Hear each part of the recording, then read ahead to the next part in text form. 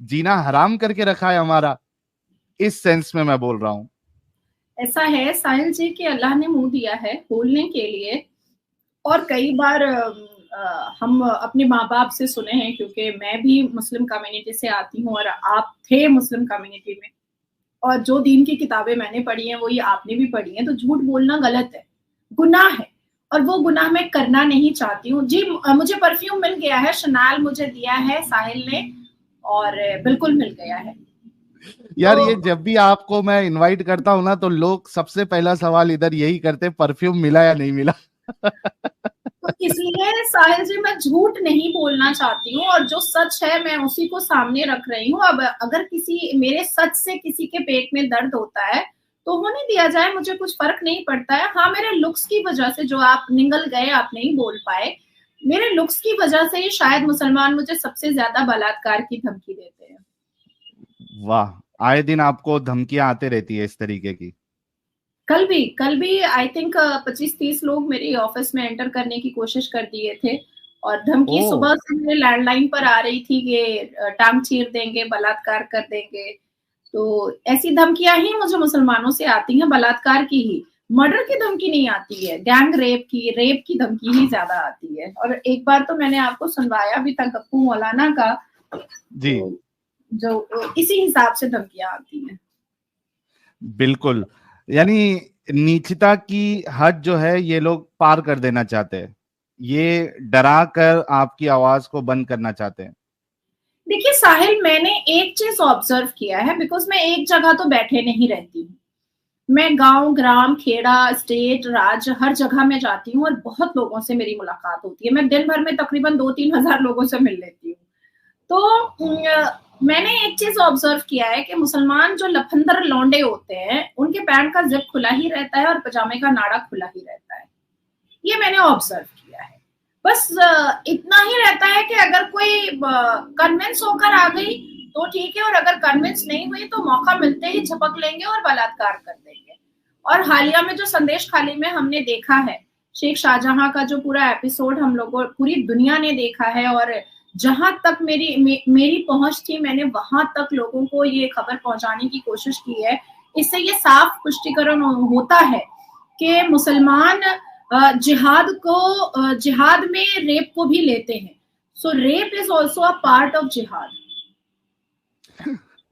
बहुत से लोगों ने, जब ये मामला उठा था तो बहुत से लोगों ने मुझे कहा था कि आप संदेश खाली पे बात करिए, आप संदेश खाली पे बात करिए। और मैंने उनसे कहा भी था कि मैं एक बार जो है, जो एक्सपर्ट है इस मामले में, उनको मैं जरूर बुलाऊंगा। और मैंने आपका ही नाम लिया था कि नाजिया जी को ही मैं इनवाइट करूंगा, लेकिन फिर वो मौका मिला नहीं, आपसे वो बात हो नहीं पाई। लेकिन चूंकि अब आप आ चुकी है और वुमेन्स डे स्पेशल भी है, लेडी स्पेशल है, हम सब जानना चाहते हैं कि क्या क्या है ये मामला, और क्या कुछ इसमें अभी सरकार की तरफ से क्या कुछ एक्शन हुआ उन लोगों पे जिन्होंने ये काम किया था। क्या है ये मामला, थोड़ा बताइएगा सबको। साहिल, जिस तरह से 1989 से 1991 तक में कश्मीर में कश्मीरी पंडित की बेटियों का चीरहरण किया गया था, उनके उनके साथ बलात्कार, नरसंहार, सारी चीजें की गई थी, क्यों किया गया था? हिंदुओं को डराने के लिए और हिंदुओं को वहां से निकालने के लिए, कश्मीर से हिंदुओं को उजाड़ने के लिए। यासीन मलिक, लश्कर ए तैयबा, बेनजीर भुट्टो के कहने पर ये सारी चीजें कर रहे थे। और यासीन मलिक डिनर किसके साथ करता था? भारत के पूर्व प्रधानमंत्री मनमोहन सिंह जी के साथ किया करता था। उसी तरीके से सेम सिनेरियो हिंदुओं को डरा करके यहाँ से भगाने के लिए संदेश खाली का एपिसोड हुआ, और संदेश खाली की तमाम माँ बहनों के साथ, 10,000 से ऊपर माँ बहनों के साथ बलात्कार हुआ है, और चुन चुन करके हुआ है। यहाँ तक कि कलकत्ता हाईकोर्ट ने कह दिया है कि मेजॉरिटी ऑफ विक्टिम जो है वो SC ST है। और मतलब ऐसी देखा गया है कि माथे पे सिंदूर होना चाहिए, पैर में आलता होना चाहिए, शाखा पौला होना चाहिए, तो उसको धर दबोचेंगे। अब सोचो कि तृणमूल कांग्रेस का शेख शाहजहां, एक हमने वो शाहजहां देखा था जो अश्लीलता का नंगा नाच करता था, और एक शाहजहां हमने बंगाल में देखा जिसका शाहजहां मार्केट है। एक का ताजमहल था और एक का मार्केट है। पर जब मुगल शाहजहां को उसके बेटे औरंगजेब ने ही नहीं छोड़ा, तो हमारी ईडी और सीबीआई और द ऑनरेबल हाई कोर्ट कैसे छोड़ देता।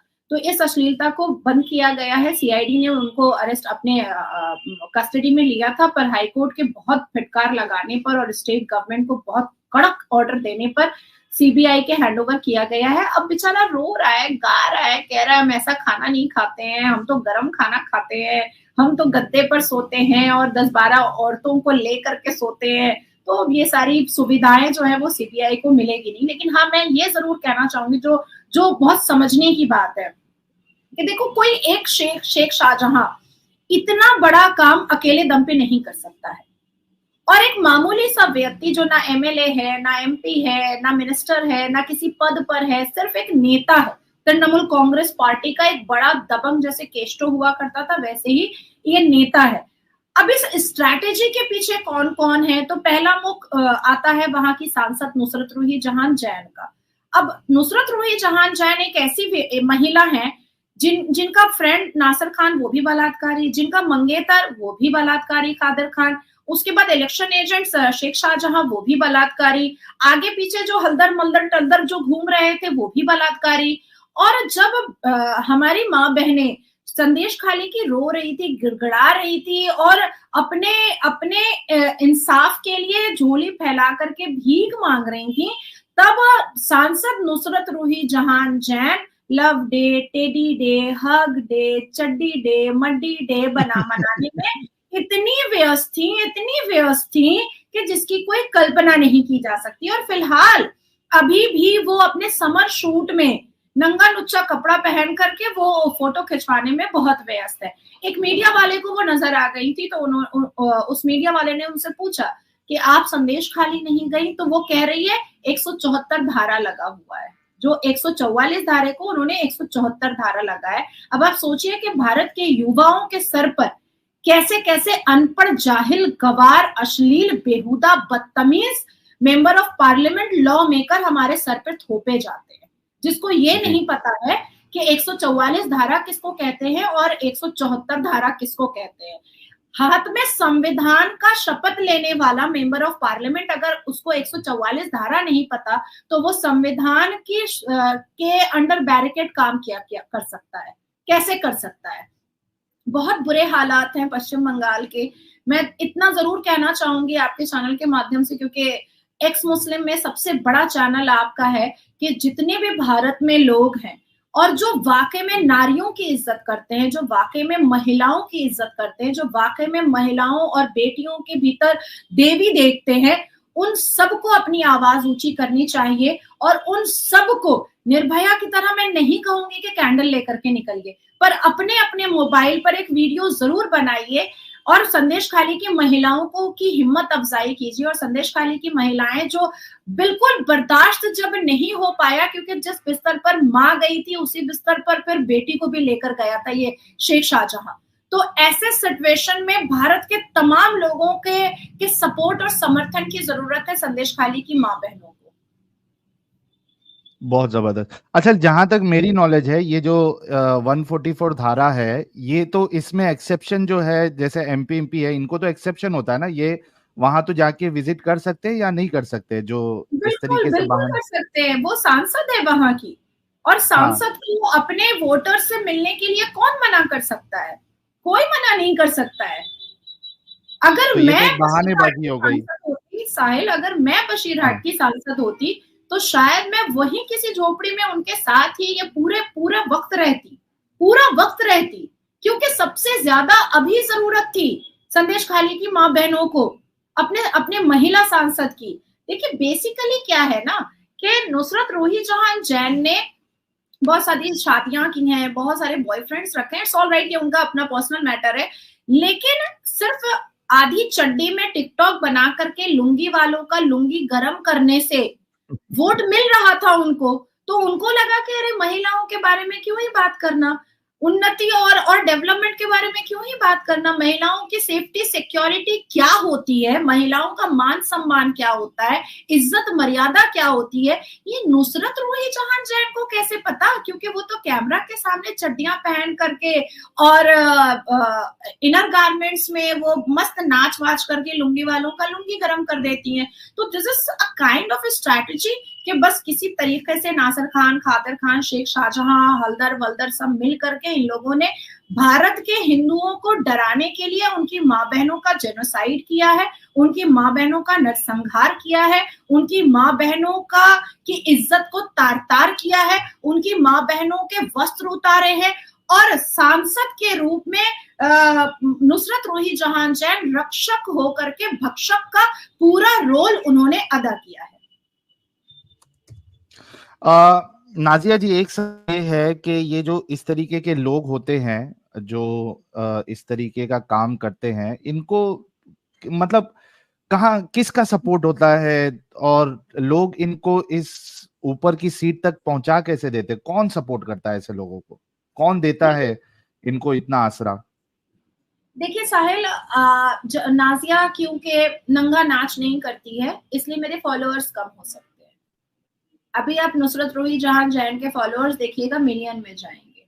तो इनको उत्साह वहां से आती है नंगा नाच करने की। एक तो भारत की सभ्यता संस्कार को खत्म करने का पूरा पूरा बीड़ा ऐसी औरतों ने, ऐसी महिलाओं ने उठा करके रखा है। दूसरी चीज है कि पश्चिम बंगाल में रोहिंग्या, बांग्लादेशी, पाकिस्तानी, अफगानी मुसलमान यहाँ पर भरे पड़े हैं। तो किसी भी तरीके से ये स्ट्रैटेजी सेट की गई है कि अगर हिंदू क्योंकि सनातनी क्या होते हैं, क्योंकि मैं उनके भीड़ में बहुत रहती हूँ और बचपन मैंने मुसलमानों की भीड़ में गुजारा है, तो सनातनी क्या होते हैं कि वो अपने घर की महिलाओं को लेकर के बहुत भावुक होते हैं, बहुत भावुक होते हैं। और सेम चीज आप देखिएगा पंजाबियों में, पंजाबी भी जो टर्बन लगाते हैं वो अपने घर की माँ बहनों को लेकर के बहुत भावुक होते हैं। अब इसके बाद एक और कास्ट है सनातनी में, ठाकुर, वो लोग भी माँ बहनों को लेकर के, महिलाओं को लेकर के अपने घर की बहुत भावुक होते हैं। तो इसलिए जानबूझ करके उनकी माँ बहनों को टारगेट किया गया ताकि ये लोग यहाँ से निकल जाए और रोहिंग्या, पाकिस्तानी, बांग्लादेशी और अफगानी जो है वो यहाँ पर परमानेंट रेसिडेंट हो जाए और इनके वोट से, इनके घुसपैठिया के फेक वोट से कंटिन्यूअसली ममता सरकार बनी रहे, टिकी रहे। अब अगर ये कहना चाहोगे कि भाई काम तो कुछ होता नहीं है फिर पब्लिक वोट क्यों करेगी, तो एक्चुअली में मुसलमानों को किसी काम की जरूरत नहीं है। 3 वक्त का खाना मिल जाए, आधी चड्डी में नाच मिल जाए और उसके बाद फिर किसी को धर पकड़ करके रेप कर ही देंगे तो इनकी जरूरतें तो पूरी हो ही जाती है। मुसलमान को तुम शिक्षा सिखाओगे, मुसलमान को तुम सभ्यता सिखाओगे, मुसलमान को तुम सोचोगे कि वो बहुत सभ्यता वाला इंसान बन जाए तो वो सबसे पहले तुमको और मुझे गाली देगा, सबसे पहले देगा। मुसलमान को तुम पंचर लगाने बोलोगे, मुसलमान को तुम गालियां देने बोलोगे, मुसलमान को तुम रेड़ी लगाने के लिए बोलोगे, मुसलमान को तुम गंदी गंदी अभद्र भाषा यूज करने के लिए बोलोगे, मुसलमान को तुम मदरसे में जाकर के मौलाना साहब से अनल सेक्स कराने के लिए बोलोगे तो वो बड़े खुश हो जाएंगे, अरे वाह क्या काम दिया गया है मुझे। लेकिन IAS IPS बनने की बात तो छोड़ो, टीचर और इंजीनियर भी बनने के लिए इनके दिमाग में कभी भी ये बातें नहीं आती हैं। जो मुसलमान लड़के, जो मैं अपनी आंखों से देखती हुई आई हूँ, जीन्स पैंट पहन करके रात में सो जाता है भाई और 2 बजे दोपहर में गली में नुक्कड़ में खड़ा होकर के ब्रश करता रहता है, ये है मुसलमान युवा, ये है मुसलमान युवा। तो इनका मुस्तकबिल क्या हो सकता है? इनको प्रोवोकेशन मिलता है, कोई ना कोई एक ऐसी सरकार होती है जो इनको प्रोवोक करती है कि तुम जिहादी हो और जिहादी ही बने रहो, तुम बलात्कारी हो और तुम बलात्कारी ही बने रहो, क्योंकि जाहिल मुसलमान जब तक यहाँ पर पश्चिम बंगाल में है तब तक ममता जी की सरकार है। अच्छा नाजिया जी, यहाँ पे आपका एक ये शॉर्ट्स काफी वायरल हुआ था, जो अभी आपने IAS IPS वाला बोला है, तो वो मैं चलाना चाहता हूँ। चलाइए। असदुद्दीन ओवैसी कहते महाराष्ट्र मंच पे खड़े हो करके किसियानी बिल्ली खंबा नोचे की तरफ पड़ रहा है कि अरे महाराष्ट्र में एक भी मुसलमान IPS नहीं है। अरे होगा कहाँ से? मदरसे में अनब सेक्स करवा रहे हो, मदरसे में 72 वर्जिन हूर का नशा दिलवा रहे हो, साथ शादियां और लौंडियां और बांदियां सिखा रहे हो, बचपन से जालीदार टोपी उटंगा पैजामा पहना करके एक ही बात सिखा रहे हो। तो ये पढ़ेंगे कब? ये पढ़ेंगे कब? ये तो 72 वर्जिन हूर के नशे से निकल ही नहीं रहे हैं, तो पढ़ाई कब करेंगे? अब इसी देखिए, एक ऐसा व्यक्ति है सड़क छाप टाइप का, जो 48 डिग्री के गर्मी में भी शेरवानी पहन करके भारत के लोगों को कन्विंस करवाता फिरता है, मुझे मुसलमान बोलो, मुझे मुसलमान बोलो, मुझे मुसलमान बोलो। ये है अवैसी। यार नाजिया जी, थोड़ा भी आप ऐसा बोलने से पहले थोड़ा भी सोचती नहीं है क्या? इतना बिंदास कौन बोलता है यार? नहीं, मैं नहीं मैं बिल्कुल भी नहीं सोचती हूँ। और उर्दू में जब हम खुदा लिखते हैं ना, तो नुक्ता ऊपर रहता है तो खुदा हो जाता है, और नुक्ता नीचे रहता है तो जुदा हो जाता है। तो एक जान है, अल्लाह ले या बंदा ले, मुझे कोई फर्क नहीं पड़ता है, लेकिन जब तक मेरी सांस चल रही है, मैं सच का पर्दा उठाते रहूंगी, मैं सच बोलती रहूंगी। और मैं भी देखना चाहती हूँ कि अल्लाह का वो कौन बंदा है जो अल्लाह का अशरफुल मखलूकात नहीं, अल्लाह का स्लीपर सेल बन करके मेरा बलात्कार करेगा और मेरा गला काटेगा। और ये बात उसी दिन तय हो जाएगी कि अल्लाह ने मोमिन और मोमिनात को जन्म दिया है या अल्लाह ने स्लीपर सेल इस भारत में धरती पर भेजा है। वाह वाह वाह यार, एक गुलाब भेजिए। शेरनी है, शेरनी एकदम। नाजिया जी बड़ी जबरदस्त तरीके से अपनी बात रखती है यार। इतना इतना यानी इतना बेबाकी से बात करते हुए मैंने किसी को नहीं देखा है, किसी महिला को इतना बेबाकी से बात करते हुए नहीं देखा जिस तरीके से नाजिया जी बात करती है। तो ये देखिए, हमारे जितने व्यूअर्स है वो सब आपके लिए गुलाब नहीं बल्कि गुलाब का दस्ता भेज रहे हैं, गुलदस्ता भेज रहे हैं। देखिए साहिल, ऐसा है ना कि बचपन से मैं अपनी आंखों से अपनी कम्युनिटी की बच्चियों को ना खून के आंसू रोते हुए देखी। मैंने उनको कलपते हुए देखा है। अभी 15 या 18 दिन पहले मैं एक न्यूज डिबेट में थी और उसका टॉपिक ये था कि एक बच्ची हैदराबाद की है जिसने अपनी अम्मी को चिट्ठी लिखी है कि मुबारक हो अम्मी, मैं 18वें शौहर की बीवी बन गई। और लिटरली मैं रोई हूँ उस नेशनल डिबेट पर, मैं रोई हूँ। केरला की लड़की है क्या ये? क्या हैदराबाद की लड़की? हैदराबाद। अच्छा, ओके। और जब मैं संदेश खाली की महिलाओं से मिल करके आई थी तो मैं एक रात पूरी सो नहीं पाई थी। मैंने जगह मैंने सुबह के 5 साढ़े 5 बजाए हैं और मैं कंटिन्यूअसली रो रही थी। मैंने अपने कौम की बच्चियों को ना कलपते हुए और कांपते हुए देखा है। और अगर इस सिनेरियो में अगर मैं नहीं उठती तो शायद ये कंटिन्यू चलता रहता।